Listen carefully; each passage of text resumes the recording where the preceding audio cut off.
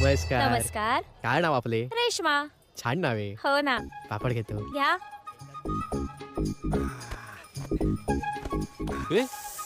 एवढं? हे फक्त माझ्यासाठी आहे. अरे तुमचं जेवण संपेपर्यंत नवरीला पुरवायची. हनीमूनची प्रोसेस होती ती काय बंद झाली काय? पुऱ्या गरम आहेत ना? हो आत्ताच काढलेत हा? तेलातून. घेतोच. उभे हो 2 घेतल्या. ह्याला काय म्हणतात बॉ? मलाही कोफ्ते. मलाही कोफ्ते फार आवडतात.